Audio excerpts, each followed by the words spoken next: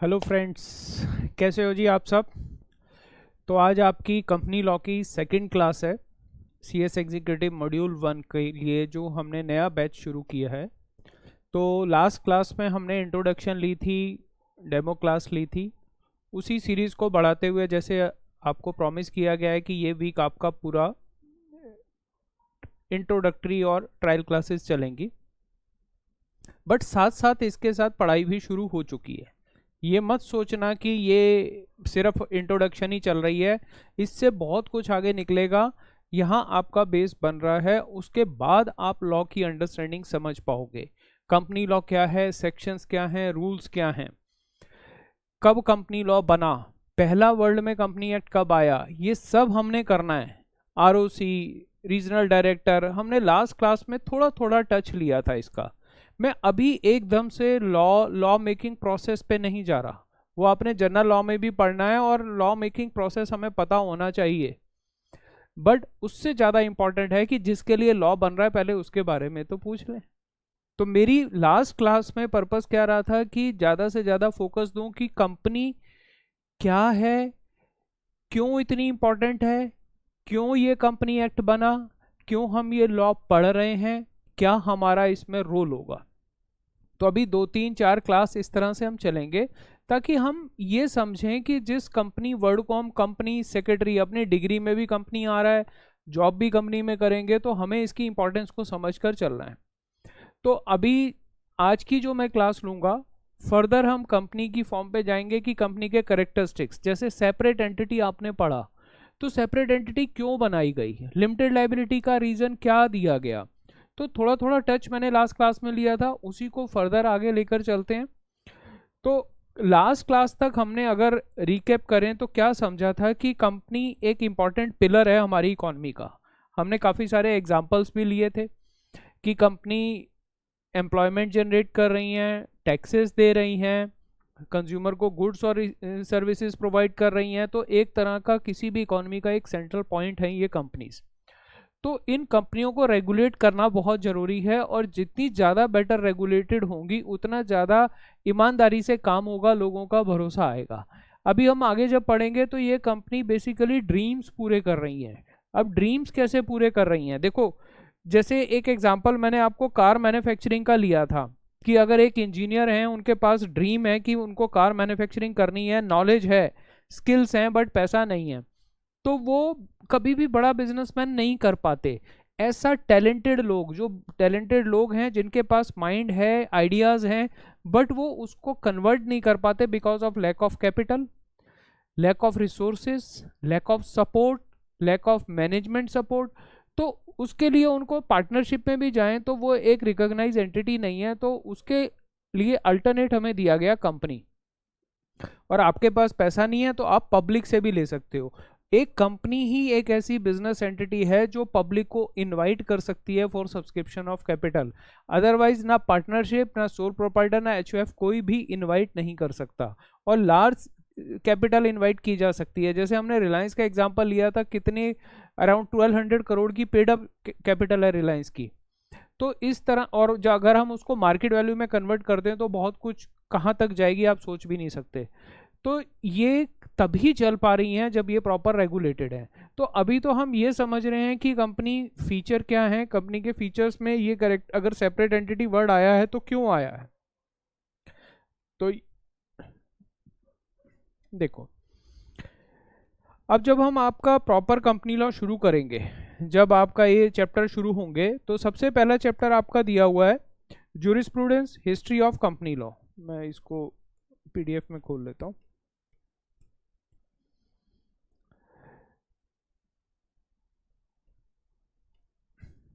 Jurisprudence, history of company law. तो सबसे पहला कंपनी लॉ कब बना, इंडिया में कब कंपनी लॉ आया, इस पर आने से पहले मैं आपको इंट्रोडक्शन ऑफ कंपनी पर आना चाहता हूँ।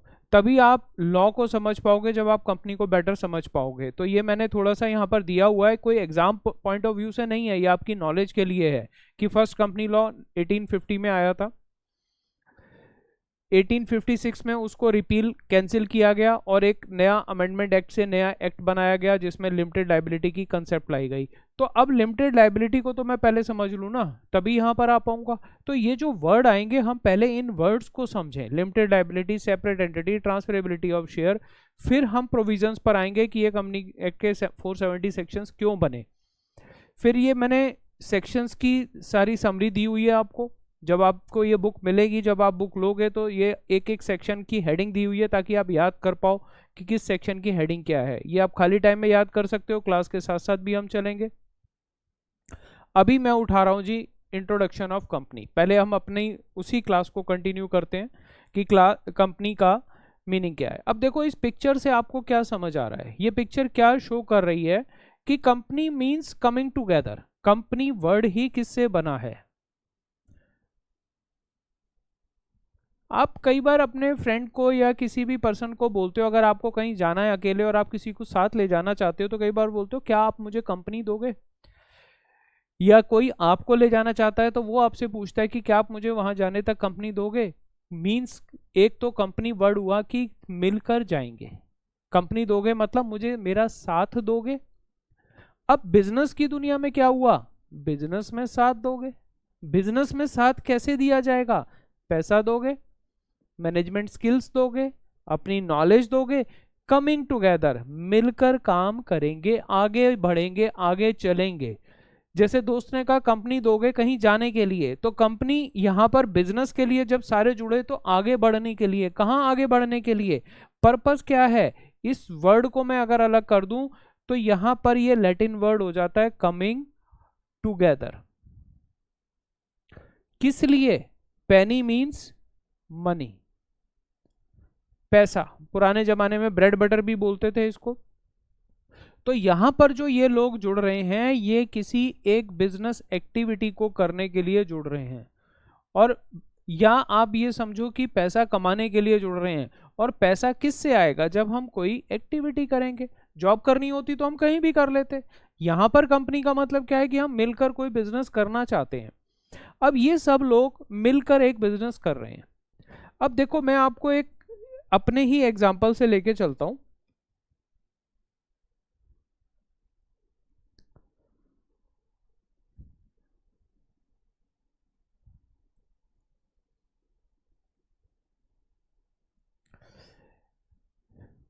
अपना एक एग्जाम्पल लेते हैं, सपोज वीजी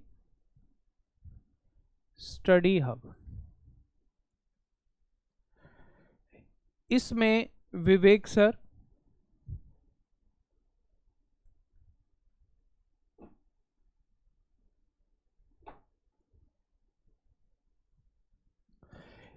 विवेक सर के माइंड में एक आइडिया आया,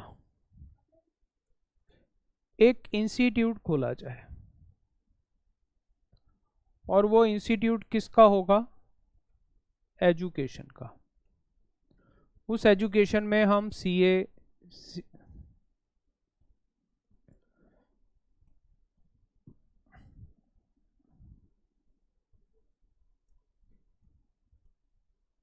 सीएस, सीएमए की पढ़ाई कराएंगे। उनके माइंड में आइडिया आया। अब वो अकेले चलना चाहें तो अकेला काम कर सकते हैं, सोल प्रोप्राइटर थे। उनको लगा कि बड़े लेवल पे करना है। फॉर एग्जांपल लगा कि एक बहुत बड़ी बिल्डिंग हो, बहुत बड़ा इंस्टीट्यूट हो, बहुत बड़ा कॉलेज हो जहाँ पर बच्चे आए और हम इसके साथ और सब्जेक्ट्स भी पढ़ाएं। तो इंस्टीट्यूट के साथ हम एक कॉलेज भी बनाने की सोच रहे हैं, एक स्कूल भी बनाने की सोच रहे हैं। फॉर एग्जाम्पल हम ये सारा काम करना चाहते हैं और हम एजुकेशन लाइन का एक्सपीरियंस है हमारे पास, ये आइडिया है, नॉलेज है, एक्सपीरियंस है। अब हमने एस्टीमेट लगाया कि इस सारे पैसे के लिए प्लस हमें क्या चाहिए? कैपिटल चाहिए इस बिजनेस को करने के लिए। अब वो चाहिए सपोज ₹50 करोड़। हमें लैंड भी खरीदनी है, बिल्डिंग भी खरीदनी है। तो क्या किया जाए भाई, अकेले आदमी से नहीं हो सकता। तो उन्होंने हमें इनवाइट किया कि आप भी आ जाओ।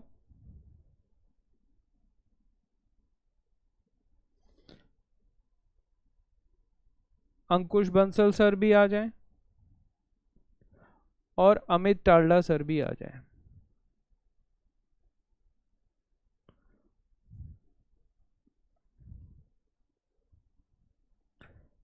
हमें इनवाइट किया, आ जाओ। आपके पास भी एक्सपीरियंस है, बट प्रॉब्लम यह है कि हम सारों के साथ मिलकर पैसा इकट्ठा नहीं हो पा रहा 50 करोड़, या हमें इससे भी ज़्यादा पैसे की ज़रूरत है। तो हमने सोचा कि चलो एक कंपनी बनाते हैं और कुछ ऐसे लोगों को ढूंढते हैं कि जो इस वेंचर में पैसा डालना चाहें। तो हमने क्या किया, अब मैं यहाँ पर शॉर्ट फॉर्म लिखता जाऊँगा, VG SS AB AT, ये 4 लोग हैं। VG SS AB AT, ये 4 लोगों के माइंड में आइडिया है प्लस एक्सपीरियंस है प्लस कैपिटल भी कुछ तो होगी, काम करने चले हैं, ऐसा तो है नहीं कि कैपिटल नहीं होगी। ये सब कुछ तो है, आइडिया है 100%, एक्सपीरियंस है 100%, बट कैपिटल मान लो हमारे पास है 20%। और कैपिटल की नीड क्या है हमें, 50 करोड़ की, मीन्स हमारे पास 10 करोड़ है। डेफिसिट क्या आया, 40 करोड़ का। हमने कहा कि चलो हम एक कंपनी बनाते हैं, इनकॉर्पोरेट कंपनी, या पार्टनरशिप बनाते हैं। बट पार्टनरशिप बनाएंगे तो उसमें एक लिमिट तक लोग हो सकते हैं, ज़्यादा नहीं हो सकते। हमें लग रहा है कि नहीं, हम आगे और बड़ा काम करेंगे, बहुत सारे लोगों को अपने साथ इंक्लूड करेंगे, फिर स्टॉक एक्सचेंज पे लिस्टिंग कराएंगे, शेयर्स इशू करेंगे। हम बहुत बड़े लेवल पे काम करना चाहते हैं। जैसे आप जानते हो आकाश इंस्टीट्यूट वगैरह भी एक लिस्टेड कंपनी हो चुके हैं हम, और ये शुरू ऐसे ही हुए थे कोचिंग सेंटर के हिसाब से। तो हमें लगा कि नहीं, हम और लोगों को बुलाते हैं। तो जब हम कंपनी इनकॉर्पोरेट करने गए तो हमने ये सोचा VG study hub limited company बनाते हैं। तो इसमें मिनिमम 7% चाहिए, इतना आप जानते हो, पब्लिक कंपनी है तो मिनिमम 7% चाहिए। तो 1 2 3 4 5 ये हम हो गए, और 4 जने हम हैं।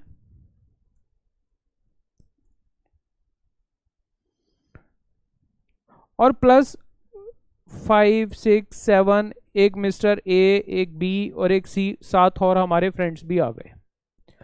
हम सब ने मिलकर कंपनी बना ली, बट हमारे पास पैसा नहीं है। हम सबके पास टोटल कैपिटल है, सपोज 10 करोड़ हमारे पास थी, 5 करोड़ इन तीनों लोगों के पास है,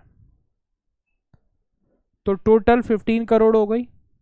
अब हमें 35 करोड़ और चाहिए, तो इसके लिए हमने इनवाइट किया पब्लिक को। सपोज आप लोगों को बोला कि आप हमारे बिजनेस में ज्वाइन करोगे, तो सब मिल गए। अब आप हमारे बिजनेस को ज्वाइन क्यों करोगे, आप हमारे साथ क्यों आओगे? आपका भी कॉलेज में इंटरेस्ट था, एजुकेशन लाइन में इंटरेस्ट था, बट प्रॉब्लम क्या थी कि पैसे नहीं थे पूरे। आओ एक बार ऐसे करते हैं और एक फ्रेश बना लेता हूँ। सपोज अभी मैं 4 लोग ही रखता हूँ, VG SS AB AT। इनके पास आइडिया, एक्सपीरियंस, कैपिटल।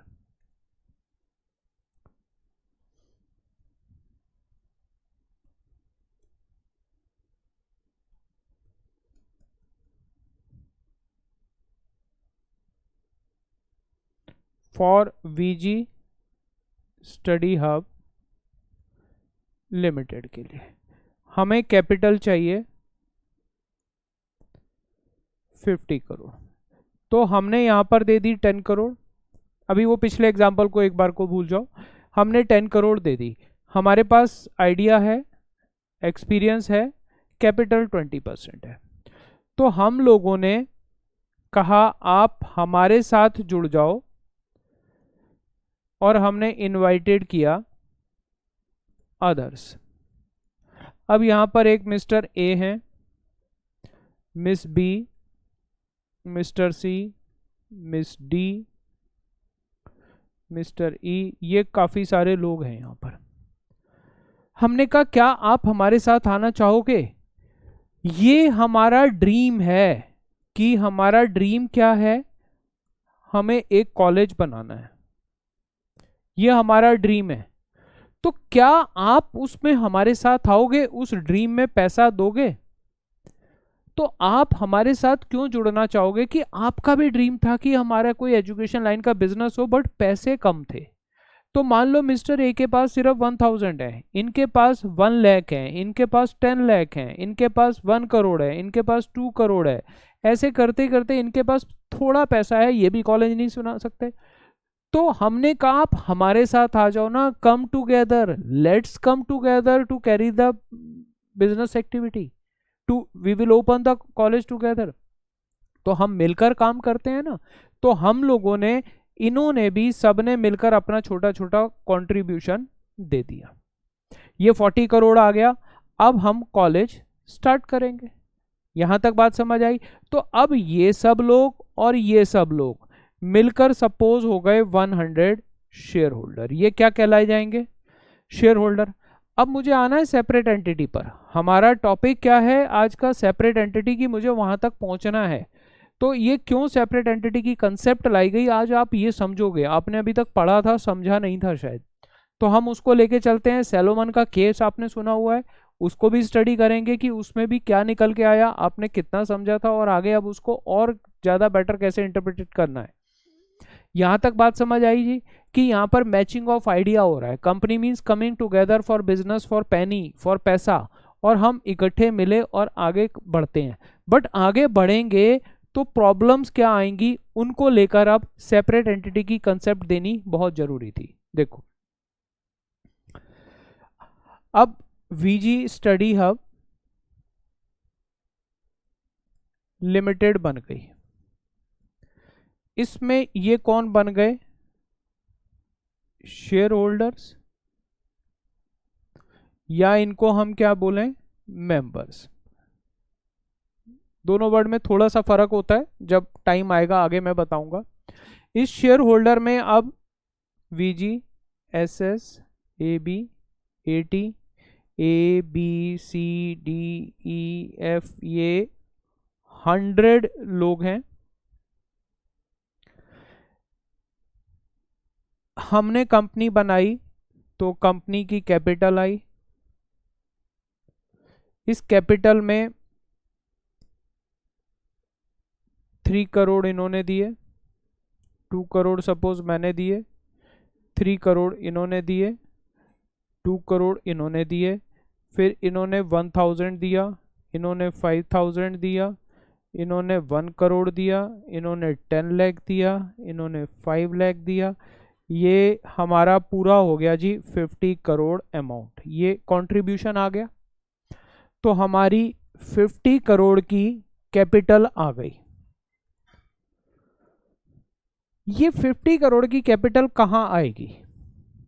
ये 50 करोड़ का एक बैंक अकाउंट खुलेगा। सबसे पहला पैसा कंपनी में आएगा तो एक बैंक अकाउंट खुला। तो बैंक अकाउंट किसके नाम होगा? पहला झगड़ा ही यहीं खड़ा हो जाएगा। होगा कि नहीं होगा? तो जी पार्टनरशिप फर्म में भी पार्टनरशिप के नाम होता है, तो यहां पर भी कंपनी के नाम होना चाहिए, ना मेरा ना तेरा। और हम बैंक अकाउंट किसके नाम खोल देंगे? कंपनी के नाम। इस बैंक अकाउंट में 50 करोड़ रुपए पड़े हैं। उससे क्या किया जाएगा?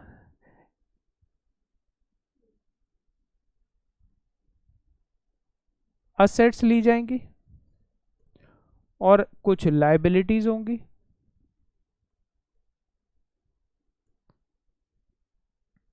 अब हमने यहां पर शेयर कैपिटल अपनी डाल दी 50 करोड़,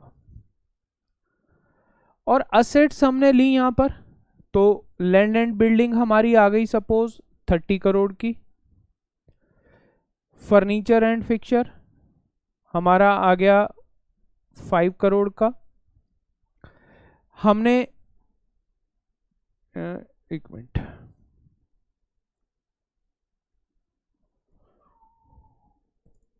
लैंड एंड बिल्डिंग आ गई हमारी 45 करोड़ की, फर्नीचर और फिक्चर आ गया। अब बैंक में हमारे बैलेंस 0 हो गया, ये तो दिक्कत हो गई। हमने क्या किया, लोन ले लिया बैंक से कि भैया कुछ पैसा हाथ में भी होना चाहिए, लिक्विडिटी भी होनी चाहिए। तो हमने यहाँ पर ये 10 करोड़ जब बैंक लोन आया तो हमने बैंक में 10 करोड़ रुपए डाल दिए। हम ऐसे ही बैलेंस शीट बनाते हैं, हमारी ये बैलेंस शीट 60 करोड़ की बन गई। अब झगड़ा ये खड़ा होगा कि ये असेट्स किसके नाम होंगी। ये कहेंगे जी मेरा दिमाग था, मेरा आइडिया था, मेरा आइडिया था, मेरा आइडिया था, हमारे नाम हो, पहले तो यही झगड़ा पड़ जाएगा। फिर ये कहेंगे कि भैया हमारी भी तो मेहनत की कमाई है, हमारा भी तो हार्ड एंड मनी है, हमने भी आपके बिजनेस में पैसा डाला है, आप हमारे नाम करो। तो इस झगड़े को भी निपटाने के लिए हमने क्या किया, ये सारा का सारा नाम किसके नाम हो जाएगा, इन नेम ऑफ कंपनी। हमने कहा ना तेरा ना मेरा, कंपनी के नाम, सेपरेट एंटिटी खड़ी कर दी हमने। अब किसी का कोई क्लेम नहीं रहेगा। और कल को अगर कंपनी बंद होगी तो उसमें शेयर होल्डर को कोई प्रॉपर्टी का हिस्सा नहीं मिलेगा, सिर्फ प्रॉपर्टी बेच के लोन पे करके जो सरप्लस बचेगा वो मिलेगा, कैश वैल्यू मिलेगी, कोई भी टेंजिबल गुड्स उसको वापस नहीं मिलेंगी। आगे हम केस स्टडी में पढ़ेंगे भी। इतनी बात यहां तक समझ आ रही है। तो हमने ये लाइबिलिटीज भी क्रिएट कर दी, और लाइबिलिटी शेयर कैपिटल को हमने लाइबिलिटी साइड क्यों डाल दिया, क्योंकि ये पैसा अब कंपनी का हो गया, कंपनी ने शेयर होल्डर को देना है।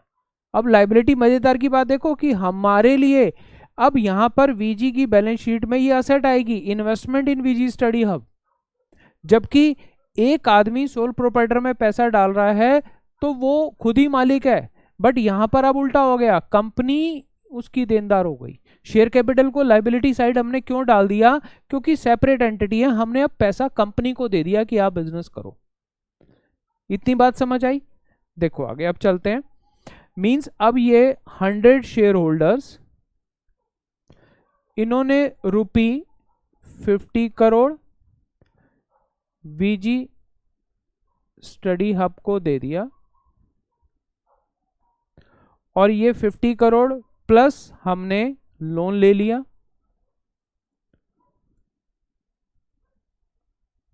और ये हमने टोटल 60 करोड़ कंपनी में डाल दिया। तो कंपनी की ये एक लाइबिलिटी बनी कि 60 करोड़, जिसमें से 50 करोड़ शेयर हैं और 10 करोड़ बैंक लोन है, वो कंपनी लाइबल होगी किन के लिए, इनके लिए, बैंक वाले के लिए और शेयर होल्डर के लिए। और साथ में इसी 60 करोड़ से हमने असेट्स खरीद ली 60 करोड़ से। तो हमारी लैंड एंड बिल्डिंग आई थी, फर्नीचर एंड फिक्चर आए थे, और हमने बैंक में पैसा रख लिया। अब बात आई कि इसको चलाएगा कौन, ये 100 शेयर होल्डर मिलके चलाएंगे क्या, इसको मैनेज कौन करेगा। ये लोग इस कंपनी के ऑनर हैं, कंपनी की देनदारी है इनके लिए, तो ये तो यहां पर इसके ऑनर बन गए, और कंपनी की लायबिलिटी खड़ी हो गई कि ये पैसा कंपनी से शेयर होल्डर को मिलेगा जिसका जितना प्रोपोर्शन है। तो इसको चलाने के लिए हमने यहां पर क्या अपॉइंट कर देने हैं, डायरेक्टर्स। ये डायरेक्टर्स आ गए, और डायरेक्टर्स को अपॉइंट भी कौन करेंगे, शेयर होल्डर। अब इन डायरेक्टर्स में वीजी, एसएस, एबी, एटी, ये 4 जने डायरेक्टर बन गए। क्यों इनको डायरेक्टर बनाया, जबकि ये 100 लोग थे। मतलब अब 4 शेयर होल्डर और 96 शेयर होल्डर में फर्क क्या है, ये क्या है, प्रमोटर्स। इनको हम क्या बोल देंगे, प्रमोटर्स। और ये कौन हो गए, अदर्स, कि जो फॉर सेक ऑफ इन्वेस्टमेंट आए हैं, ये कि इनका भी ड्रीम था बट इनको कोई खुद नहीं कर सकते थे, इनके पास नॉलेज नहीं थी। तो इन्होंने क्या किया कि हमारे पे भरोसा किया, उन्होंने कहा ये चारों टीचर हैं एजुकेशन लाइन के, हम इन पे भरोसा करते हैं और इनको पैसा देते हैं, ये आगे पैसा संभालेंगे। तो हमारे पास पैसा आ गया। अब डायरेक्टर्स ये मिलकर एमिकेबली अपॉइंट करेंगे। इन्होंने डायरेक्टर्स अपॉइंट कर दिए, हो सकता है इनमें से भी हम किसी को बना सकते हैं, बाहर से भी किसी को ला सकते हैं, ऐसी कोई रिस्ट्रिक्शन नहीं है। हो सकता है हम चारों ना बने, किसी और को डायरेक्टर बना दें, ऐसा भी हो सकता है। बट मोस्टली डायरेक्टर में वो लोग होने चाहिए जिनको उस बिजनेस का नॉलेज है, तभी तो वो संभाल पाएंगे। तो मींस शेयर होल्डर्स अब कंपनी में कितने हैं? 100। इन्होंने अपॉइंट कर दिया डायरेक्टर्स।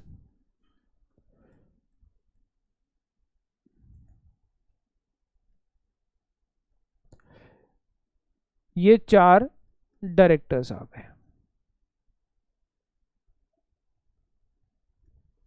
ये 4 लोग आ गए।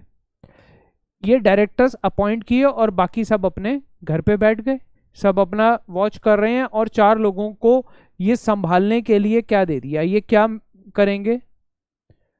मैनेज बिजनेस को। बिजनेस में मतलब क्या आ गया? कंपनी की असेट्स भी और लायबिलिटीज भी। इन 96 लोगों ने 4 + 96, इन 96 लोगों ने भरोसा दिया हमें कि आप संभालो, आपके पास एक्सपीरियंस है, हम आपको जानते हैं और आप ये बिजनेस को संभालो। अब ये बिजनेस मैनेज होगा, उस बिजनेस से जो भी प्रॉफिट आएगा या लॉस होगा वो एक्चुअल में तो किसका है? कंपनी का। कंपनी उसको डिस्ट्रीब्यूट किसको कर देगी? शेयर होल्डर्स को। तो अब सेपरेट एंटिटी का मीनिंग यहां पर ये आया कि भाई ये कन्फ्लिक्ट ना आए कि ये चीज मेरी, मैंने इतना पैसा डाला, मैंने उतना पैसा डाला, तो ये कैसे काम चल पाएगा। तो इस सारी सिचुएशन को कंट्रोल करने के लिए कंपनी को एक अलग अलग तरह से सिस्टम बनाया गया। अब यहां पर देखो क्या हुआ,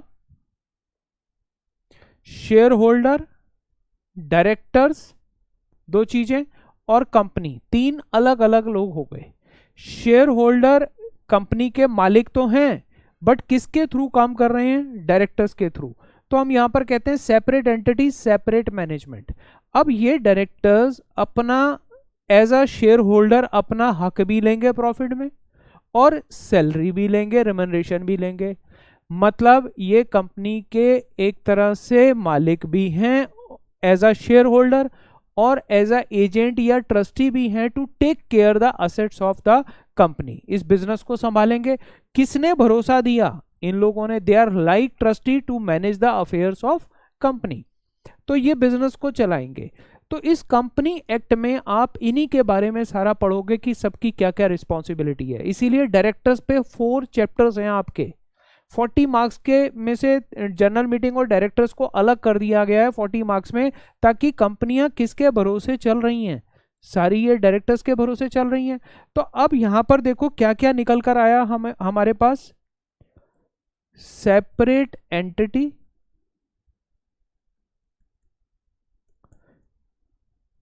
सेपरेट मैनेजमेंट। सेपरेट मैनेजमेंट का मतलब कि हम शेयर होल्डर हैं और अगर हम डायरेक्टर भी बन रहे हैं, कंपनी को संभाल रहे हैं, तो हम उसका अलग से पैसा लेंगे। हम सेपरेट है। मैनेजमेंट में हमारी रिस्पॉन्सिबिलिटी अलग रहेगी, लायबिलिटी अलग रहेगी, और एज ए शेयर होल्डर हमारी रिस्पॉन्सिबिलिटी अलग रहेगी, राइट अलग रहेंगे। तो एज अ शेयर होल्डर जो हमारे राइट हैं वो एज अ शेयर होल्डर भी मिलेंगे, और एज अ डायरेक्टर जो हमारे को सैलरी मिलनी चाहिए वो भी मिलेगी। अब देखो सबसे पहली बड़ी मजे की बात क्या आई कि अगर आप सोल प्रोप्राइटर हो, आप अपना बिजनेस कर रहे हो, आपने कैपिटल डाली, मालिक हो, बिजनेस आपके नाम से चल रहा है। अब क्या आप उसी बिजनेस के सर्वेंट भी हो सकते हो, एम्प्लॉय भी हो सकते हो? क्या सैलरी लोगे उस बिजनेस से? नॉट पॉसिबल, आप सैलरी नहीं ले सकते। बट कंपनी की ब्यूटी क्या आई, एक पर्सन कंपनी का मालिक भी है और नौकर भी है। और आगे सैलोमन के केस में क्या आया था, उसने डिबेंचर ले लिए थे तो वो क्रेडिटर भी बन गया। हो सकता है वो लोन दे दे तो वो क्रेडिटर भी बन गया। तो ये सेपरेट एंटिटी होने का ही तो बेनिफिट है कि क्या एक आदमी अपने ही बिजनेस में मालिक भी और नौकर हो सकता है? सोल प्रोप्राइटर में नहीं हो सकता, कंपनी में हो सकता है। ये सेपरेट एंटिटी का सबसे बड़ा बेनिफिट आया। दूसरा, कल को अगर लॉस हो जाता है तो वो लॉस कंपनी का माना जाएगा, शेयर होल्डर्स का नहीं माना जाएगा। अब अगर तो प्रॉफिट आया या लॉस होगा, बिजनेस में दो ही चीजें होंगी। प्रॉफिट आया तो ये किसके नाम जाएगा, कंपनी, और कंपनी एक्चुअल में तो आर्टिफिशियल है, तो किसके पास जाएगा, मेंबर्स के पास। लॉस है तो लॉस भी किसका है, कंपनी का, और लॉस भी किसका है, मेंबर्स का। अब ये डिपेंड करेगा कि कंपनी लिमिटेड लायबिलिटी से थी या अनलिमिटेड। अगर लॉस हो गया तो लोन वाले को पैसा देना है, तो कंपनी की एसेट्स बेची जाएंगी, और जो कम पड़ेगा उसको, अगर अनलिमिटेड लायबिलिटी थी तो हमें देना पड़ेगा अपने पर्सनल एसेट्स में से भी। और अगर हमने लिमिटेड वर्ड लगा दिया, यहां पर हमने वर्ड क्या लगा दिया, लिमिटेड, तो अगर लॉस हुआ तो हमें अपने पास से कोई पैसा नहीं देना।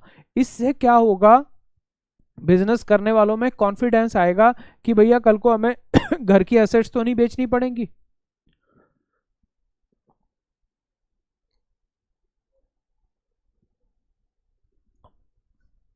और प्रॉफिट आया तो ऑब्वियसली वो सबका है इंटरेस्ट पे करने के बाद। तो अब आपको थोड़ा सा सेपरेट एंटिटी कंसेप्ट समझ आ रही है। सेपरेट एंटिटी, सेपरेट मैनेजमेंट, दो चीजें मैंने यहां पर आपको थोड़ी सी टच की हैं अभी।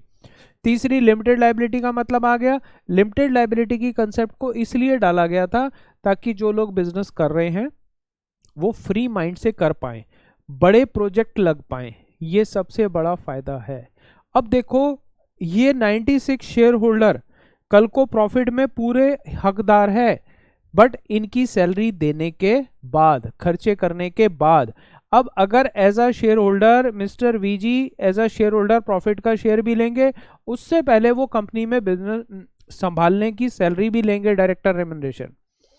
तो एक आदमी जो मालिक था अपने बिजनेस का, वो मालिक भी रहेगा और उसको एज अ एम्प्लॉय या एज अ डायरेक्टर रेम्युनरेशन भी मिलेगा। और अगर उसने डिबेंचर ले लिए, लोन ले लिया, तो इंटरेस्ट भी मिलेगा।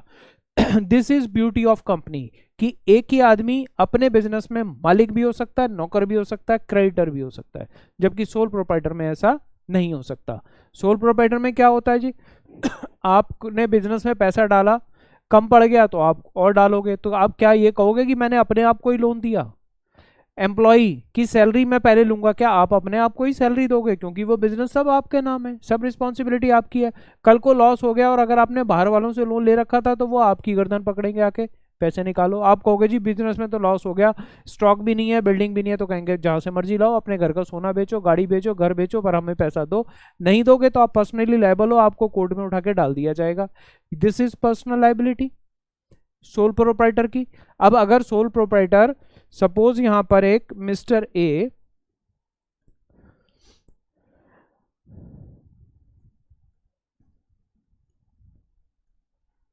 सोल प्रोप्राइटर हैं, उनका बिजनेस है, बिजनेस में उन्होंने कैपिटल डाली ₹1 करोड़, लोन ले लिया ₹1 करोड़, बैंक लोन था, टोटल 2 करोड़ को उन्होंने बिजनेस में डाला।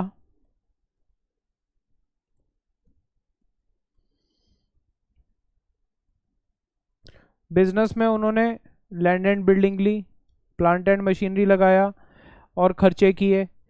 बिजनेस चला गया लॉसेस में, इन सब को सेल किया गया, इनकी वैल्यू आई ₹50 लाख, और लोन कितना है 1 करोड़, डेफिसिट कितना आ गया ₹50 लाख। बैंक कहेगा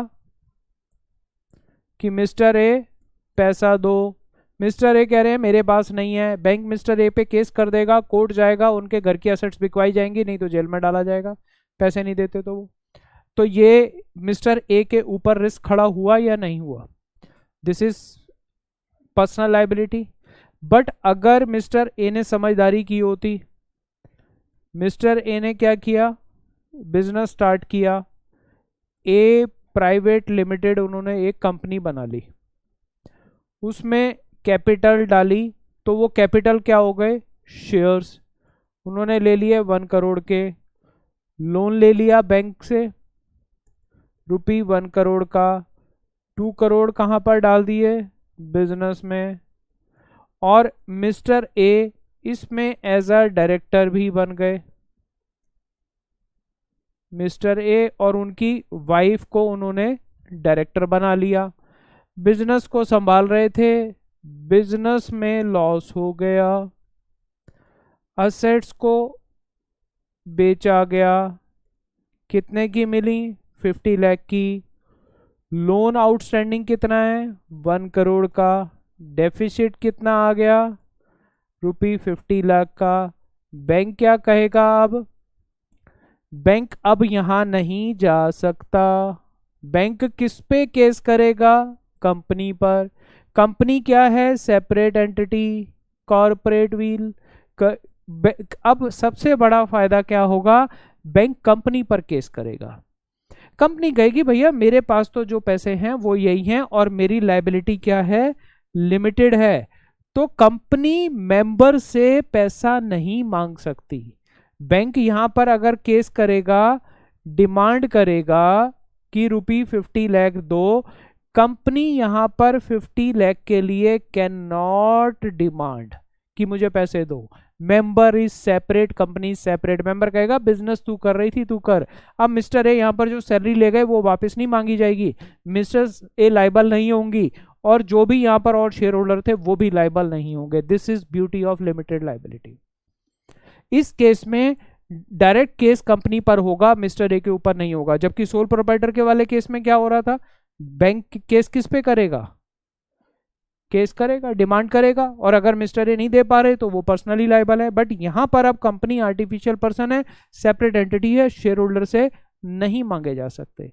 हाँ, फिर lifting and piercing of wheel आएगा कि अगर मिस्टर ए ने ये फ्रॉड करने के लिए किया था तो उनको पकड़ा जाएगा।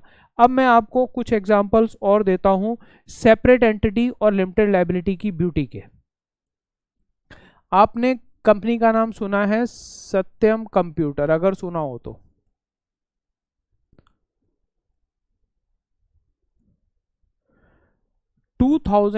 इसके प्रमोटर मिस्टर रामालिंगा राजू थे, आंध्र प्रदेश में। ये कहाँ थी कंपनी, एपी में, आंध्र प्रदेश या जहां की भी थी, बेंगलोर में थी सॉरी। ये कंपनी थी आईटी बिजनेस में और इंडिया के टॉप आईटी बिजनेस में चल रही थी। कभी वक्त आएगा तो बताऊंगा, इसी कंपनी की मेहरबानी है जो मैं टीचिंग लाइन में आ गया। टीचिंग लाइन में मैं काफी बाद में आया था, फुल फ्लैश स्टॉक मार्केट में ही था, बट इस कंपनी में इतना बड़ा फ्रॉड हुआ था कि उसने मेरी जिंदगी में तहस नहस कर दिया, तहलका ला दिया था, लोगों को खत्म कर दिया था इस कंपनी ने। वो कभी वक्त आने पे बताऊंगा। और वहीं से मेरी जर्नी स्टार्ट हुई थी कि मुझे टीचिंग में आना पड़ा। देखो, रामालिंगा राजू प्रमोटर थे और कंपनी के डायरेक्टर भी थे, और प्लस उनकी फैमिली। बिजनेस बहुत अच्छा चल रहा था, कंपनी 10-12 साल पुरानी थी और इंडिया के टीसीएस, इन्फोसिस की तरह टॉप 5 में सत्यम आती थी। बट सत्यम में मिस्टर रामालिंगा राजू अपनी नेटवर्थ दिखाने के लिए क्या करते थे, कंपनी के प्रॉफिट एंड लॉस अकाउंट को ओवरस्टेट करते थे। ओवरस्टेट का मतलब है प्रॉफिट बढ़ा चढ़ाकर लेते थे, बढ़ा चढ़ाकर बताते थे, और ऑडिटर साथ में मिले हुए थे। मतलब बुक्स ऑफ अकाउंट्स में जो प्रॉफिट आ रहे हैं उनको ओवरस्टेट मतलब बढ़ाया गया जिससे शेयर प्राइस कंपनी में मार्केट में बढ़ सके। और ऑडिटर भी नेग्लिजेंट थे, उन्होंने भी ध्यान नहीं दिया, और ये सिलसिला काफी सालों से चल रहा था। अब लोग जो इस कंपनी में इन्वेस्ट करते थे तो वो तो बैलेंस शीट देख के करते थे कि भैया जो बैलेंस शीट है आप इन्वेस्ट करो उस कंपनी में। अब हुआ ये कि एक दिन रामालिंगा राजू को लगा कि अब मेरे से बर्दाश्त नहीं हो रहा, मैं झूठ बोल बोल के थक गया, और उनकी अंतरात्मा ने जवाब दी कि मैं इस बात को मानता हूं कि मैंने कंपनी में खुद गड़बड़ की है, और कंपनी के अकाउंट्स गड़बड़ किए हैं मैंने, ताकि मेरी गुडविल बनी रहे और मैं बड़ी कंपनी के नाम पे रहूं। मैं अभी इसका भी एग्जांपल देता हूं, कंपनी बड़ी और छोटी किससे होती है। तो मिस्टर राजू ने आकर अपना सुबह सुबह ये बोल दिया कि जी मैं एक्सेप्ट करता हूं और इस कंपनी में इतने प्रॉफिट नहीं है जितने हैं, और मैं मैनिपुलेट कर रहा था। तो कंपनी का शेयर प्राइस 200 रुपये चल रहा था और सेम डे ही 8 रुपये तक आ गया था नीचे। शाम को थोड़ा सा रिकवर हो गया था, बट बहुत लोग उसमें हैवी लॉस हुए थे। तो अब कंपनी में मेंबर्स, फॉर एग्जाम्पल उस टाइम पे मेरे ख्याल से थे 2 लाख शेयर होल्डर्स थे और एम्प्लॉयज थे 50,000। Satyam computer, mister Raju accepted faults, उन्होंने अपनी गलतियों को माना, खुद ही डिक्लेयर करा कि कंपनी में जो प्रॉफिट है या बैलेंस शीट या P&L ओवर स्टेटेड है, but company is in profit, but जितना है उससे ज्यादा का दिखाया जा रहा है। अब क्या हुआ, ऐसे केस में एकदम से उनको अरेस्ट किया गया, फ्रॉड का केस बन गया उनके ऊपर कि आप चीटिंग कर रहे थे पब्लिक के साथ, पब्लिक इशू लाए, स्टॉक एक्सचेंज पे लिस्टेड कंपनी थी, केस बन गया उनके ऊपर। तो स्टॉक एक्सचेंज, अब क्या कंपनी का क्या होगा भैया, कंपनी का मालिक, कंपनी का ब्रेन तो जेल में चला गया, और उनके साथ उनके एक्चुअली में उनके भतीजे की कंपनी थी,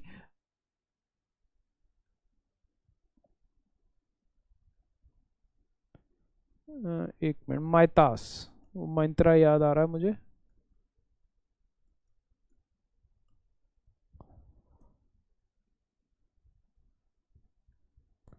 माइतास कंपनी में उन्होंने पैसा डाइवर्ट कर दिया था कंपनी का। सत्यम का उल्टा माइतास करके उन्होंने कंपनी बना रखी थी, वो उनके भतीजे की कंपनी थी, और उसमें उन्होंने फंड्स को डाइवर्ट भी कर रखा था, कंपनी के पैसे का मिसयूज कर रखा था, दूसरी कंपनियों में एंट्रीज ट्रांसफर कर रखी थी, काफी कुछ था, अभी मैं सिंपल वर्ड में समझा रहा हूं आपको। तो अब ये हुआ कि कंपनी तो अनाथ हो गई, सारे डायरेक्टर्स हटा दिए गए, गवर्नमेंट ऑफ इंडिया ने टेक ओवर कर लिया, और जो लोगों को जेल में डालना था जेल में डाला। अब कंपनी का क्या हो, कंपनी तो चल रही है, कंपनी का तो परपेचुअल सक्सेशन है, अगर सोल प्रोप्राइटर होता तो शटर डाउन, बिजनेस बंद, जेल गया, बट कंपनी के केस में कंपनी बंद नहीं हुई, ना वो पैसा 2 लाख शेयर होल्डर से मांगा गया कोई, ना एम्प्लॉय से कुछ मांगा गया, और इस कंपनी को बाद में गवर्नमेंट ऑफ इंडिया ने टेक ओवर कर लिया कुछ टाइम के लिए। ये आप चैप्टर्स में पढ़ोगे कि किन केसेस में ऑपरेशन मिसमैनेजमेंट, एक चैप्टर है आपके पूरा, कि अगर कंपनी में गड़बड़ हो रही है, डायरेक्टर्स गड़बड़ कर रहे हैं, तो गवर्नमेंट उनको टेक ओवर कर सकती है, और गवर्नमेंट ने उसको सेल कर दिया या अमलगामेट कर दिया या मर्जर कर दिया, सॉरी मर्जर हुआ, ये टेक महिंद्रा सत्यम हो गई है, महिंद्रा ग्रुप ने उसको ले लिया, वैल्यूएशन हुई, आपने अकाउंट्स में पढ़ोगे आप आगे, जब आपका कॉर्पोरेट अकाउंटिंग आएगी कि कंपनी का जब मर्जर होता है तो वैल्यूएशन होती है, तो जो जिस कंपनी के शेयर्स, जो कंपनी मर्ज हो रही होती है, उसके शेयर होल्डर को नई कंपनी के शेयर मिल जाते हैं। तो महिंद्राज ने इस कंपनी को ले लिया, और वो शेयर होल्डर सारे किसके बन गए, महिंद्रा के, सारे एम्प्लॉय ट्रांसफर कहाँ हो गए, महिंद्राज के पास, और बिजनेस आज भी चल रहा है, टेक महिंद्रा अपने आज भी इंडिया में बहुत अच्छे लेवल की कंपनी है। रामालिंगा राजू को जेल भेजा गया, केस चला, उनके ऊपर अराउंड 1800 करोड़ की पेनल्टी लगाई गई, जेल में डाला गया 3 साल तक उनको, और उससे भी ज़्यादा रहे वो, और 14 साल के लिए उनके ऊपर बैन लग गया कि अब वो कैपिटल मार्केट में या स्टॉक मार्केट में या इंडियन इकोनॉमी में कोई भी बिजनेस नहीं कर पाएंगे। तो अब सेपरेट एंटिटी का मतलब आपको क्या समझना है, देखो सत्यम में प्रमोटर्स थे, मेंबर्स थे, डायरेक्टर्स थे, एम्प्लॉयज थे, क्रेडिटर्स थे, और अदर लोग थे जुड़े हुए। सत्यम की लाइबिलिटीज थी, असेट्स थी, वो सब किसके नाम थी, सत्यम कंप्यूटर लिमिटेड के नाम थी। तो जब कंपनी बंद हुई तो इनमें से जो गड़बड़ निकले वो तो गए जेल,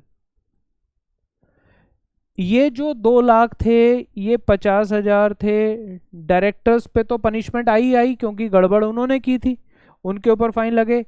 इन लोगों को सेव किया गया और ये कंपनी ट्रांसफर कर दी गई।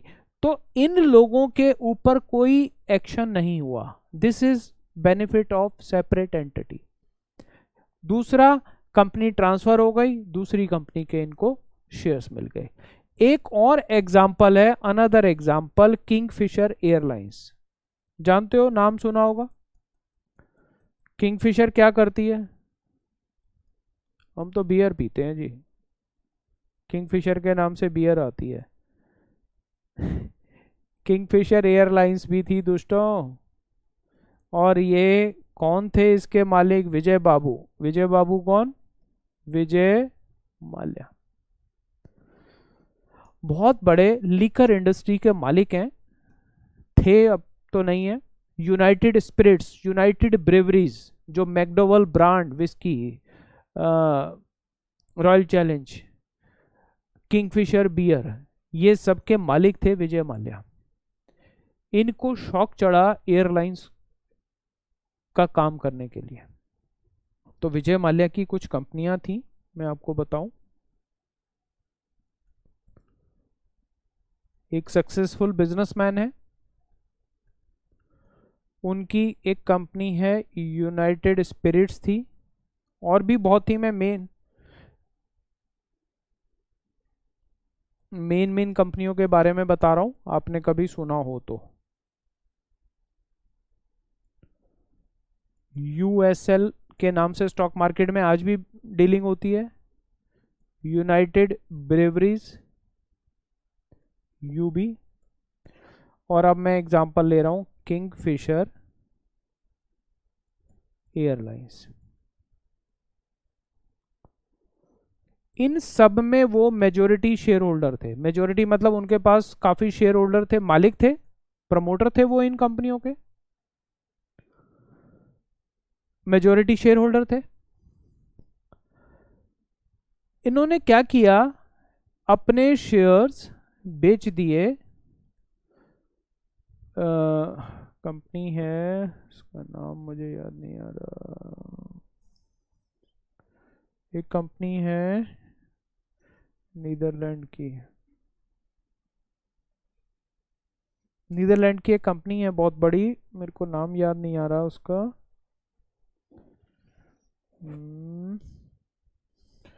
वो थी डियागो। उन्होंने अपने शेयर डियागो इंटरनेशनल को बेच दिए। ये कंपनी नीदरलैंड की है, और ये वर्ल्ड की सबसे बड़ी लिकर कंपनी है, सबसे बड़ी। क्या हो गया भाई, नाराज मत हो यार। डियागो इंटरनेशनल, नीदरलैंड की कंपनी है ये। उसको अपना स्टेक बेच दिया। बाकी शेयर होल्डर्स ने तो नहीं बेचा। तो डियागो ने, अभी टेक ओवर कोड है, जब हम पढ़ेंगे तो आगे आपको समझ आएगा कि पूरा कैसे हुआ था ये। जब सिक्योरिटी लॉ में तो मैं पूरी केस स्टडी कराऊंगा ये डियागो की आपको। डियागो वर्ल्ड की बहुत बड़ी लिकर कंपनी है, और एक बहुत बड़ा फेमस ब्रांड है इसका, जो कभी आपने, या अगर आप जो भी पीते हो, लिम्का में मिलाकर वाइट वाइट कलर की चोरी छुपे पर आराम से पी जाती है। गाना भी है उसके ऊपर, सुना? 4 बोतल वोडका, स्प्रिन ऑफ वोडका इसकी है। वर्ल्ड की बहुत बड़ी लिकर कंपनी है ये। इसने ये सारे शेयर्स खरीद लिए, मतलब कंपनी को सेल कर दिया इन्होंने, अपना स्टेक यहां पर बेच दिए। अब मालिक कौन हो गई? डियागो। इसमें इन्होंने लोन्स ले रखे थे बैंक से। जो आप सुनते हो कि स्टेट बैंक ऑफ इंडिया ने ही 8,000 करोड़ या 9,000 करोड़ का लोन है जो लेना है। इसमें लॉसेस हो गए। इसमें 2 लाख शेयर होल्डर्स थे, और प्लस कौन थे? विजय माल्या, और 2 lakh share holder. Decision making किसकी चलती थी? विजय माल्या की। अब बिजनेस में लॉसेस हो गए, बैंक ने केस किस पर किया? कंपनी पर करेगा कि कंपनी के लॉसेस हैं, पैसे दो। तो क्या इन शेयर होल्डर से पैसा मांगा जाएगा? विजय माल्या तो भाग गए इंडिया छोड़कर कि अब मेरे पास पैसे नहीं है, और वो अपने पैसे लेकर बाहर भाग गए। तो क्या अब बैंक शेयर होल्डर पर केस करेगा? मालिक तो वो भी हैं। No, separate entity. कंपनी में जितना पैसा है, जितने एयरप्लेन्स हैं, जितनी बिल्डिंगें हैं, वो बेचकर बैंक पैसा रिकवर कर सकते हैं, शेयर होल्डर की पर्सनल प्रॉपर्टी नहीं लेंगे। बट अगर किसी शेयर होल्डर ने या प्रमोटर ने गड़बड़ की है, उसकी नेग्लिजेंस है, तो उसको रिस्पॉन्सिबल ठहराया जाएगा। वो पियर्सिंग ऑफ व्हील, आपने वर्ड सुना होगा, लिफ्टिंग और पियर्सिंग ऑफ कॉर्पोरेट व्हील। वो पर्दा, वो दीवार सेपरेट एंटिटी की हटा ली जाएगी, वो प्रोटेक्शन सेपरेट एंटिटी की हटा ली जाएगी, बट उसी को पकड़ा जाएगा जो जिम्मेवार है। ये नहीं कि सारे शेयर होल्डर को उठा के आप पैसे मांगने शुरू कर दो। तो अब सबसे बड़ा फायदा क्या हुआ कि किंगफिशर के शेयर होल्डर का नुकसान हुआ, शेयर जीरो हो गए, बट वो कोई भी शेयर होल्डर से पैसा नहीं मांग सकता बैंक। देखो, अब जब किंगफिशर में लॉस हुए होंगे,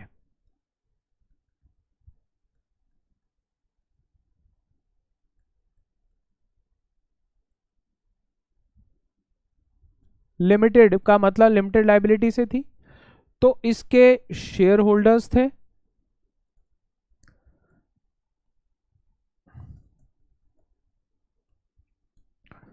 डायरेक्टर्स थे, एम्प्लॉयज थे, क्रेडिटर्स थे, और किंगफिशर एयरलाइंस की असेट्स थी। अब डायरेक्टर में विजय माल्या रन आउट, भाग गए वो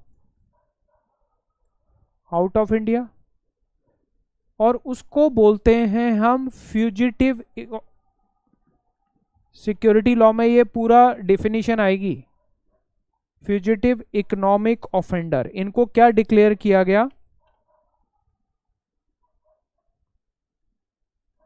ये आरबीआई ने डेफिनेशन दी है। फ्यूजिटिव इकोनॉमिक ऑफेंडर का मतलब भगोड़ा, जो भाग गया और पैसे हैं और पैसे नहीं दे रहा, पैसे हैं, पैसे नहीं दे रहा और भाग गया, उसको फ्यूजिटिव इकोनॉमिक ऑफेंडर डिक्लेयर कर दिया जाता है। तो अब इन डायरेक्टर में मान लो ये 10 डायरेक्टर्स थे, 2 लाख शेयर होल्डर्स थे, 10,000 एम्प्लॉयज थे, सपोज 50 क्रेडिटर्स थे। तो विजय माल्या भाग गए, तो कंपनी का क्या हुआ? बिजनेस बंद हो गया। और भागने की नौबत क्यों आई? कि कंपनी लॉस में हो गई थी। कंपनी लॉस में क्यों हुई? देखो, कंपनी के लॉस के क्या कारण रहे होंगे? इन भाई साहब को एक्सपीरियंस किस चीज का था? दारू बनाने का। और वो दारूबाज क्या उड़ाने चल पड़ा? प्लेन। कितना गलत डिसीजन था उनका। कितने 20, 30, 40 साल से इंडिया में ये नंबर 1 की कंपनी थी। मैकडॉवेल, ब्रेवरीज, सारी नंबर 1 लिकर का बादशाह थे ये शराब बनाने में इंडिया में। अब अगर शराबी हवाई जहाज उड़ाने की सोचेगा तो क्या होगा? उन्होंने उड़ाया तो नहीं, बट उस बिजनेस का उनके पास एक्सपीरियंस नहीं था। बट शेयर होल्डर की गलती थी जो उन्होंने पैसा दिया। उन्होंने तो उसकी गुडविल पे भरोसा करके दिया कि भाई ये सक्सेसफुल बिजनेसमैन है तो नया बिजनेस भी कर लेंगे। अब ऐसे तो मुकेश अंबानी ने भी टेलीकॉम शुरू किया, सक्सेसफुल कर दिया, बट रिस्क था। अनिल अंबानी छोटे भाई ने भी टेलीकॉम शुरू किया था, ही फ्लॉप्ड, वो इंसॉल्वेंट डिक्लेयर हो गई हैं कंपनियां उनकी, बट अनिल अंबानी से पैसा नहीं मांगा जा रहा। Reliance capital, Reliance power, Reliance energy, Reliance telecom, कभी आपको वो केस बताऊंगा कि अनिल अंबानी और मुकेश अंबानी में क्या फर्क है। अनिल अंबानी ने भी टेलीकॉम का बिजनेस किया था जियो से पहले। 2001-2 में ऐड भी आती थी, कर लो दुनिया मुट्ठी में, मिस्टर सहवाग उसकी ऐड करते थे, याद आया? आप तब छोटे रहे होगे, 2001-2 में रिलायंस का मोबाइल आया था।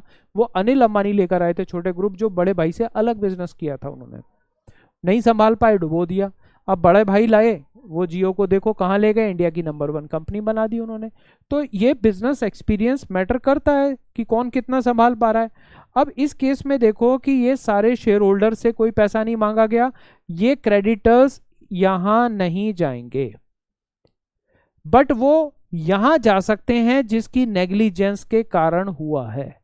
तो आज बैंकों ने केस कर रखा है विजय माल्या पे, और विजय माल्या को बोला जा रहा है कि आप अपनी पर्सनल एसेट्स बेच के दो। सेम नीरव मोदी का केस है। नीरव मोदी ने भी बैंक गारंटी ली, बैंकों से पैसा लिया और भागे। अब नीरव मोदी को तो लाने का रास्ता क्लियर हो चुका है बाहर की कंट्री से, और ये भी आज नहीं तो कल आएंगे ही आएंगे। तो ये क्या बाकी डायरेक्टर्स को पकड़ा गया? नहीं, जो डिफॉल्टर था वही, जिसने गड़बड़ की उसको पकड़ा गया। बट अगर यही पार्टनरशिप फॉर्म होती तो सारे पार्टनर सफर करते, सबकी असेट बिकती और क्रेडिटर का पैसा देना पड़ता।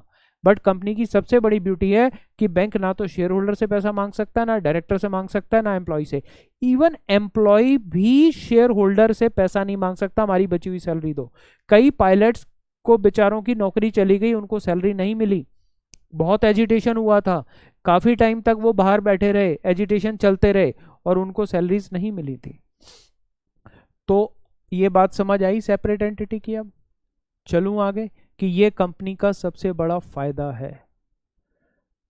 आगे आए जी। अब केस है एक इसी का लैंडमार्क केस, सैलोमन वर्सेस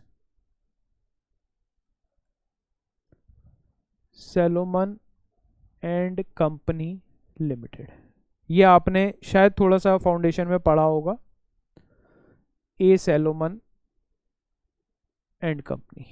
इनका नाम एरोन सैलोमन था। ये क्या थे? Mister Aaron Salomon. सैलोमन ने केस कर दिया सैलोमन एंड कंपनी, अपनी ही कंपनी के ऊपर, क्योंकि कंपनी सेपरेट एंटिटी है। ध्यान से पढ़ना, सैलोमन ने केस किया ए सैलोमन एंड कंपनी पर। अब इसकी हिस्ट्री क्या है, हिस्ट्री समझना। मिस्टर सैलोमन एक सोल प्रोप्राइटर थे। उनका बिजनेस था बूट मैन्युफैक्चरिंग। बूट मतलब शू, शू के मैन्युफैक्चरर थे, सोल प्रोप्राइटर थे। उन्होंने इनकॉर्पोरेट की कंपनी, और कंपनी का नाम था एंड कंपनी लिमिटेड। अभी मैं चलो ए को हटा देता हूं, सैलोमन एंड कंपनी ही लिखते हैं। यहां तक बात क्लियर हुई जी? ये सैलोमन एंड कंपनी लिमिटेड थी। इसमें मिनिमम 7 सब्सक्राइबर्स चाहिए थे। उस टाइम का जो इंग्लैंड लंदन की कंपनी थी, और ये 1896 का केस है, लंदन में, ब्रिटेन का केस है। 7 सब्सक्राइबर चाहिए थे। तो वो यहां पर मिस्टर सैलोमन, मिसेस सैलोमन, उनके 2 सन्स, 3 डॉटर्स, उन्होंने यहां पर शेयर्स लिए। सब्सक्राइबर्स को शेयर्स लेने पड़ते हैं। उन्होंने लिए 20,001। इन्होंने 1, इनके 2, इनके 3, 1 ईच लिया इन्होंने। 3 डॉटर्स हैं, सबने 1 ईच ले लिया, और 2 ईच। तो यहां पर उनकी टोटल कैपिटल क्या हो गई? 20,000। 7 शेयर से ये कंपनी इनकॉर्पोरेट हुई। अब जब ये कंपनी बन गई, 7 सब्सक्राइबर आ गए, इतनी शेयर कैपिटल आ गई, तो सबने पैसे देने थे। पाउंड में बिजनेस था। यहां तक बात समझ आई? मैं अब अगली स्लाइड पर आ रहा हूं, यहां तक आप समझ चुके होंगे। मतलब अब मिस्टर सैलोमन, मिसेस सैलोमन, उनके 2 सन्स, 3 डॉटर्स,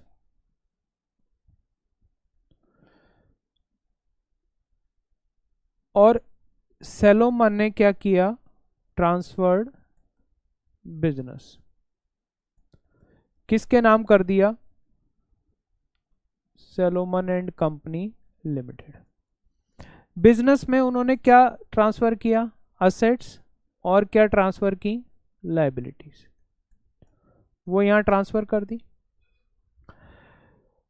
अब जब मिस्टर सैलोमन असेट्स दे रहे हैं अपनी, तो उसके बदले कंपनी ने पैसा देना था, और लायबिलिटीज भी थी, और इसमें 5000 पाउंड की एक लायबिलिटी थी अनसिक्योर्ड क्रेडिटर से, उन्होंने एडवांस ले रखा था, और उनका नाम था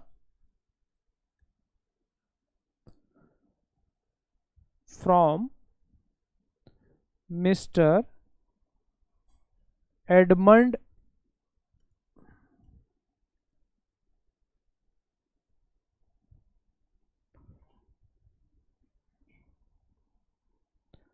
ब्रॉडरिप। 5000 का एडवांस ले रखा था, और असेट्स थी तो उनकी प्लांट एंड मशीनरी थी, लैंड एंड बिल्डिंग थी, वो सब ट्रांसफर कर दी। तो जब उन्होंने असेट ट्रांसफर की तो कंपनी ने उनको उसके बदले क्या दे दिया, 20,001 के शेयर्स दे दिए। क्लियर हुआ। अब कंपनी को और पैसे की जरूरत थी, तो इन्होंने तो 1, 2 और 3 प्लस 1, 2, 3 शेयर्स हो गए उनकी मिसेस के, सन्स के और डॉटर के। अब कंपनी को और पैसे की जरूरत थी, तो ये तो उन्होंने असेट्स की वैल्यूएशन की और उसके बदले में शेयर ले लिए। मतलब कंपनी जब अलग हो गई, मान लो मेरी एक बिल्डिंग है और मैं कंपनी का नाम कर रहा हूं, तो बिल्डिंग का पैसा कंपनी से लूंगा ना, क्योंकि आने वाले टाइम में बेनिफिट कौन उठाएगा, शेयर होल्डर्स। तो ये 20,001 शेयर उन्होंने ले लिए, उसके बदले जो उन्होंने असेट्स की वैल्यू की, और इन लोगों ने पे कर दिया। फिर उन्होंने क्या किया, डिबेंचर इशू किए, और सैलोमन ने कहा कि मैं ये 10,000 के डिबेंचर दे देता हूं आपको, और उसको सिक्योर्ड कर दिया विद असेट्स ऑफ कंपनी। तो ये कंपनी में 20,000 शेयर हो गए, 10,000 डिबेंचर हो गए, प्लस 5,000 की ये लायबिलिटी थी, वो अनसिक्योर्ड क्रेडिटर थे, उन्होंने माल बनाने के लिए पैसा दे रखा था, एडवांस ले रखा था, या जो भी उन्होंने लोन दे रखा था। यहां तक बात समझ आई। अब मैं अगली स्लाइड पर आता हूं कि मिस्टर सैलोमन ने बिजनेस किसके नाम कर दिया, सैलोमन एंड कंपनी लिमिटेड के नाम, और सैलोमन एंड कंपनी में लायबिलिटीज हो गई,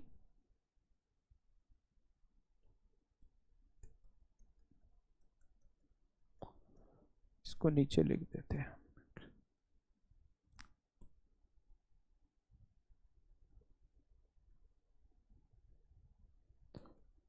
ट्रांसफर किया सैलोमन एंड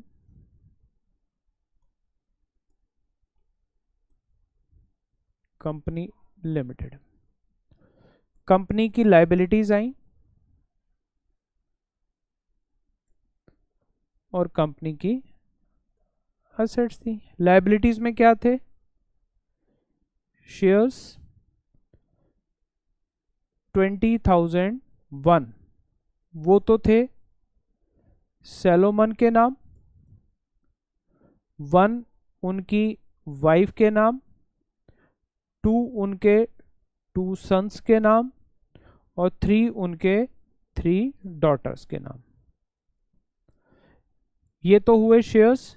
फिर उन्होंने डिबेंचर इशू किए, वो थे 10,000 के, और वो सिक्योर्ड थे विद असेट्स ऑफ कंपनी, और फिर एडवांस था उनके पास,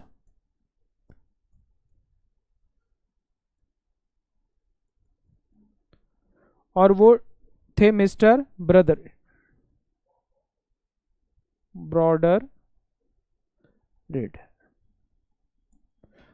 ये 5,000 का एडवांस था, ये लायबिलिटीज थी, और यहां पर उन्होंने plant and machinery, land and building, और करते करते ये सामान दे दिया और बिजनेस चलने लगा। अब इस बिजनेस को संभालने के लिए, बिजनेस ट्रांसफर किया तो इस बिजनेस को संभालेगा कौन, तो ये लोग इसमें डायरेक्टर भी बन गए, ये 2 क्या बन गए, डायरेक्टर्स भी, शेयर होल्डर भी हो गए वो, और प्लस क्या हो गए, डायरेक्टर्स भी हो गए और बिजनेस चलने लगा और सैलोमन का कंट्रोल था। मेजोरिटी शेयर होल्डर कौन था सबसे बड़ा? सैलोमन।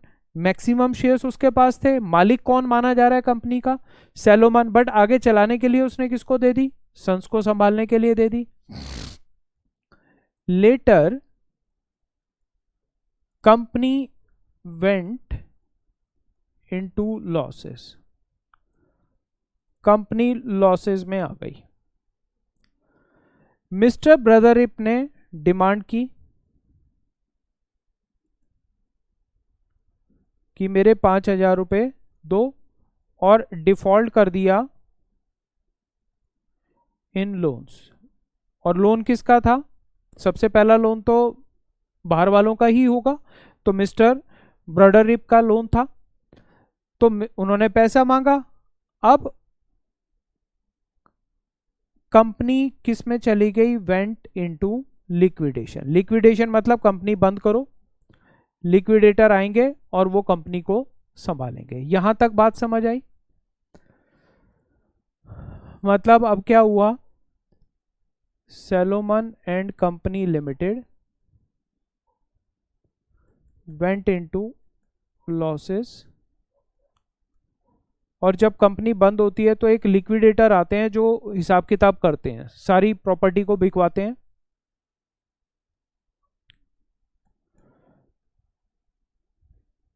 असेट्स सोल्ड और बैलेंस इन कंपनी जो आया वो आया सपोज 6,000 पाउंड उनके पास बचे। एक्चुअल में 6,055 पाउंड थे,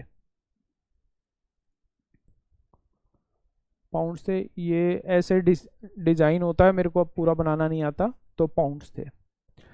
तो ये 6,000 बैलेंस बचा। अब यहां पर ये पैसा पहले किसको जाना चाहिए? लाइबिलिटीज पे होंगी, टू बी पेड। अब इन लाइबिलिटीज में सबसे पहला नंबर किसका आएगा? सिक्योर्ड क्रेडिटर कौन थे? सैलोमन। फिर किसका नंबर आएगा? अनसिक्योर्ड क्रेडिटर, वो कौन थे?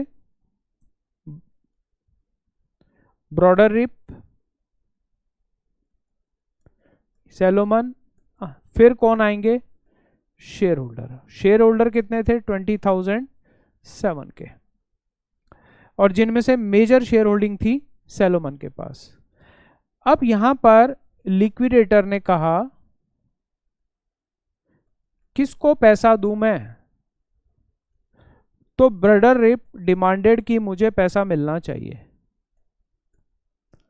5,000। तो बैलेंस कितना बचा? तो लिक्विडेटर ने कहा ये to be paid to Salomon. ये डिसीजन दे दिया लिक्विडेटर ने। क्लियर हो रही है बात यहां तक?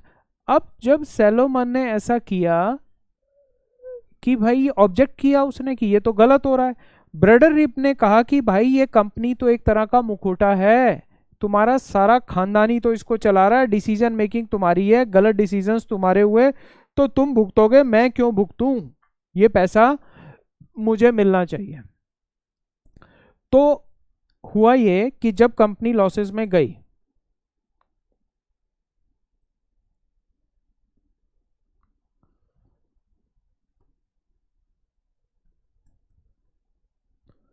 लॉसेस में गई तो अपॉइंट हुए लिक्विडेटर। लिक्विडेटर के पास balance after sale of assets आया 6,050 पाउंड। अब उसको उन्होंने डिस्ट्रीब्यूट कर दिया 5,000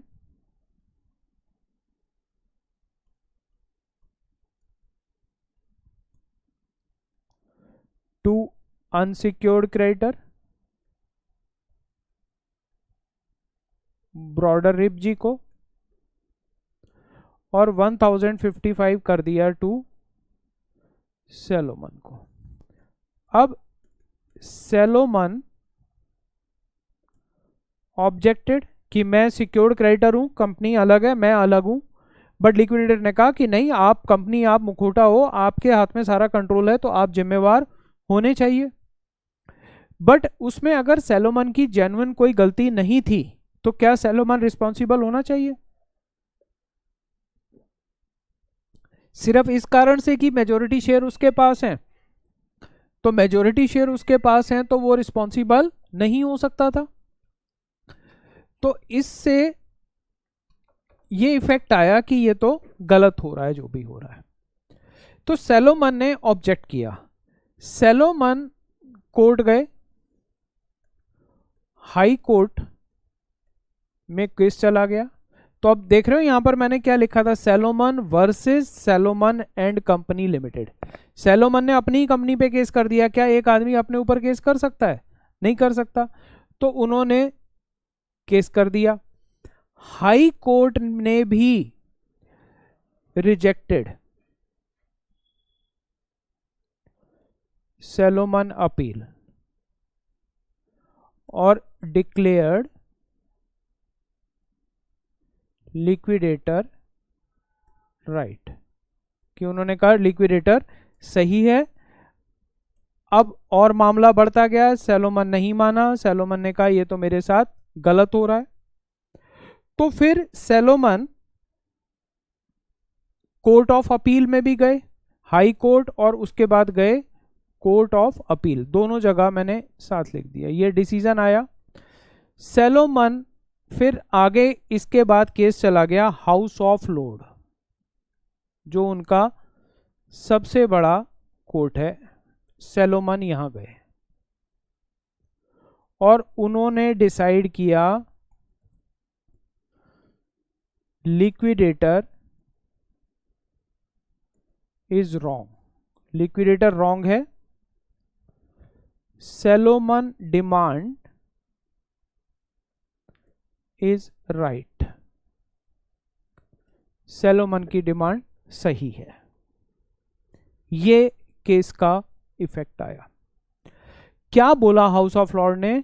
बहुत बड़ी लैंडमार्क जजमेंट थी कि जो लोग कंपनी में सब्सक्राइबर हैं, जिन्होंने कंपनी बनाई, मेजॉरिटी शेयर होल्डर हैं, सिर्फ इस कारण से वो रिस्पॉन्सिबल नहीं होंगे कंपनी के लिए, अनलेस उन्होंने कोई फ्रॉड चीटिंग की है।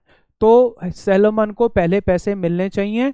तो ये 6,055 पाउंड सारे के सारे सैलोमन को मिलेंगे और अनसिक्योर्ड क्रेडिटर को कुछ नहीं मिलेगा, क्योंकि पैसा कंपनी में बचा ही नहीं। सैलोमन के 10,000 के डिबेंचर थे। तो यहां पर जब मैंने आपको देखो लिखा कि शेयर होल्डर जीरो हो जाएंगे, बट पहला पैसा किसको मिलेगा? डिबेंचर होल्डर को, क्योंकि यहां पर पैसा सिक्योर्ड कौन थे? Debenture holder. फिर इनको मिलेगा, फिर इनको मिलेगा। तो कंपनी की जब प्रायोरिटी आएगी तो किस तरह से आएगी कि सैलोमन एंड कंपनी के पास अब कैश क्या बचा? 6,055 और लायबिलिटी क्या है? शेयर। अब लायबिलिटी में सबसे ऊपर राइट किसका आ जाएगा? Unsecured creditor. वो क्या थे? डिबेंचर। किसके पास थे? सैलोमन के पास। कितने? 10,000। सॉरी, अनसिक्योर्ड लिख दिया मैंने, सिक्योर्ड डिबेंचर। फिर किसका नंबर आएगा? Unsecured creditor. वो कौन थे? ब्रॉडररिप, जिन्होंने एडवांस दे रखा था, उनका 5,000 का लोन था। फिर कौन आएंगे? Share holder. कितना था? 20,007। बट इसमें से पहले इनको ही मिलेगा। झगड़ा ये था कि सैलोमन को नहीं मिलना चाहिए क्योंकि वो बहुत बड़ा शेयर होल्डर है। बट हाउस ऑफ लॉर्ड ने क्या डिसाइड किया? कोर्ट, मतलब high court, court of appeal ने तो यही माना कि सैलोमन को रिस्पॉन्सिबल ठहराओ, बट हाउस ऑफ लॉर्ड में लैंडमार्क जजमेंट दी कि अगर एक आदमी मेजॉरिटी शेयर होल्डर लेकर बैठा है, इसका मतलब वो गलत नहीं ठहराया जा सकता अनलेस उसने कोई फ्रॉड चीटिंग की हो। विजय माल्या ने गड़बड़ की है, इसलिए उसको पकड़ा जा रहा है। रामालिंगा राजू ने गड़बड़ की, उसको पकड़ा जा रहा है। बट अगर जैसे अनिल अंबानी की कंपनियों के केस हुआ कि उन्होंने कोई फ्रॉड नहीं किया, लॉस हुआ है बिजनेस में, तो उनकी कोई पर्सनल असेट्स को नहीं बेचा जा रहा, बैंक उनके ऊपर या शेयर होल्डर पर केस नहीं कर सकते। तो अब आपको मैं अगर ये समझाऊं कि इस केस की समरी क्या मिली,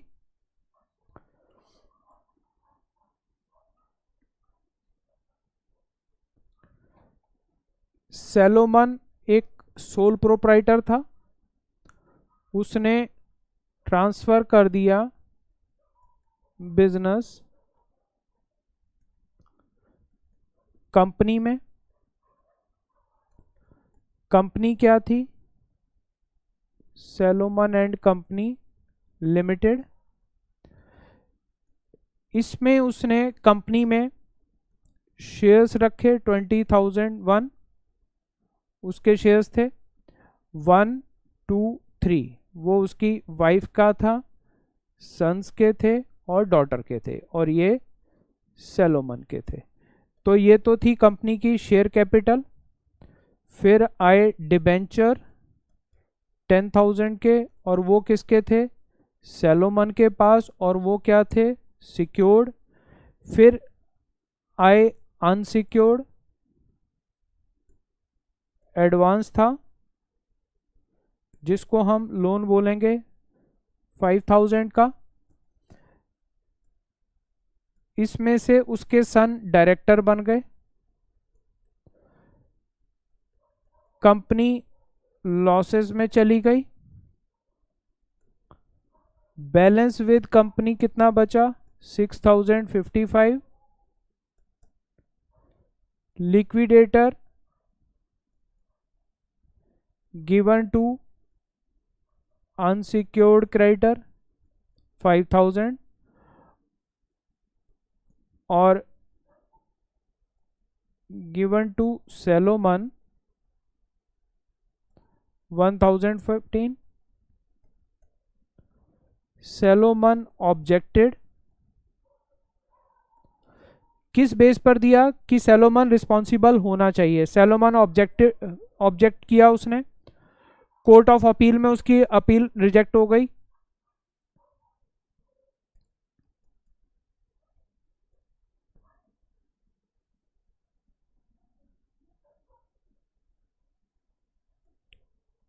रिजेक्टेड ऑब्जेक्शन। फिर सैलोमन कहां गया? यहां पर भी जीता वो, हाउस ऑफ लॉर्ड्स। जैसे सुप्रीम कोर्ट है ऐसे वहां पर हाउस ऑफ लॉर्ड होता है। ये कोर्ट ऑफ अपील में गया, decided in favour of Salomon की उसको पैसा मिलना चाहिए। अभी अब मैं केस पढ़वाऊंगा। अब देखो सबसे बड़ी बात है, सैलोमन ने केस किया अपनी ही कंपनी पर। इससे क्या क्या निकल के आया कि एक आदमी अपनी कंपनी में, सैलोमन क्या क्या था देखो, सैलोमन इस कंपनी में ऑनर भी था, क्रेडिटर भी था। तो क्वेश्चन पहला बनता है, क्या एक आदमी अपनी ही बिजनेस में मालिक भी और क्रेडिटर भी हो सकता है? Yes, this is beauty of company. Second, क्या वो सारे शेयर होल्डर लेकर बैठा है, कल को लॉस हुआ तो उसकी जिम्मेवारी आएगी? नो, उसको रिस्पॉन्सिबल नहीं ठहराया जा सकता। यहां तक बात क्लियर हुई जी। तो अब एक बार मैं आपको बुक में केस पढ़वाता हूं, फिर समझ आएगा और बेटर कि सेपरेट एंटिटी क्या है। आज इतना करके छोड़ेंगे, फिर जब प्रॉपर मैं कराऊंगा फिर केस स्टडी को एक एक वर्ड को और आराम से पढ़ेंगे। इसको अभी मैं आपको फटाफट फास्ट ओवरव्यू दे देता हूं। केस स्टडी आपकी बुक में डली हुई है, Salomon versus Salomon and company, 1897 का केस है।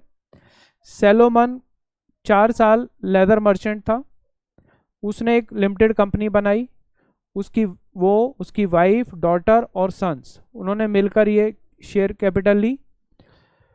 सॉरी 4 सन थे, 2 को डायरेक्टर बनाया था, डॉटर 1 थी, मैं वहाँ 3 लिख गया था, एग्जाम्पल के लिए दिया है। मिनिमम कैपिटल 7 थी। सैलोमन में बिजनेस बेचा इतने हजार का, टोटल कैपिटल 40,000 थी। मैंने पीछे एक एग्जाम्पल दिया आपको, अब एक्चुअल में फैक्ट आ रहे हैं।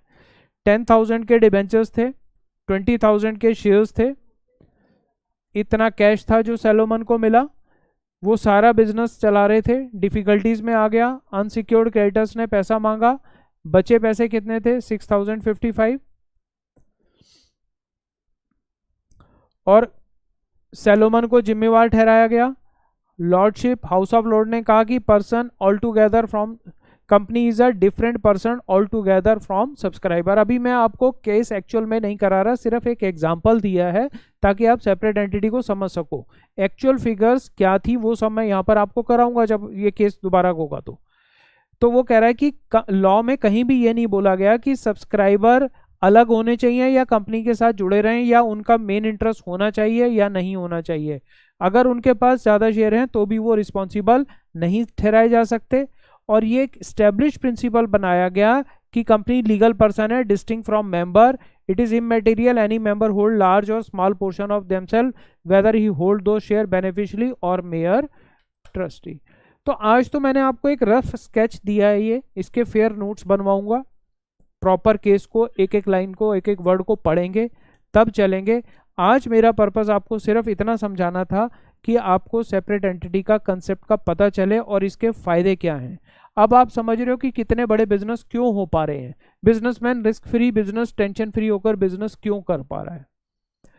तो आई विश कि आपको ये कंसेप्ट समझ आई होगी सेपरेट एंटिटी की। आगे अभी लिमिटेड लायबिलिटी को और भी लेंगे, और लिमिटेड लायबिलिटी इनडायरेक्टली इसमें भी कवर हुई है कि लिमिटेड लायबिलिटी थी तो उन शेयर होल्डर से नहीं पैसा मांगा गया ना, सिर्फ ये पैसे जो बचे वही उनको मिले, इनका पैसा जीरो हो गया बट उनको घर से लाकर नहीं देना पड़ा। ये सफर करेगा और ये इनके ऊपर कोई केस नहीं कर सकता, वो कंपनी पर केस करेगा, कंपनी के पास पैसे होंगे तो मिल जाएंगे, कंपनी आर्टिफिशियल पर्सन है नहीं तो उसको पैसे नहीं मिलेंगे। तो ये एक ब्यूटी ऑफ कंपनी आई है टूवर्ड्स शेयर होल्डर, जिसको हम कॉर्पोरेट व्हील भी बोलते हैं। ये बेसिकली प्रोटेक्शन है, कंपनी की फॉर्म में आने से आपको एक व्हील ऑफ इनकॉर्पोरेशन मिल जाती है, एक प्रोटेक्शन मिल जाती है कि आप पर्सनली लायबल नहीं होगे। ठीक है जी। तो अभी ये सिर्फ एग्जाम्पल के लिए आपके ये फिगर्स थी, आगे जब मैं चलूंगा तो और आपको बेटर समझ आएगा जब हम प्रॉपर केसेस पे आएंगे, चैप्टर पर आएंगे। तब तक टेक केयर, ध्यान रखो, नेक्स्ट सेटिंग अप की क्लास लो, फिर सेकंड मॉड्यूल की क्लासेस अभी आपकी चल रही हैं। मिलते हैं नेक्स्ट क्लास में। Thank you, take care, bye bye.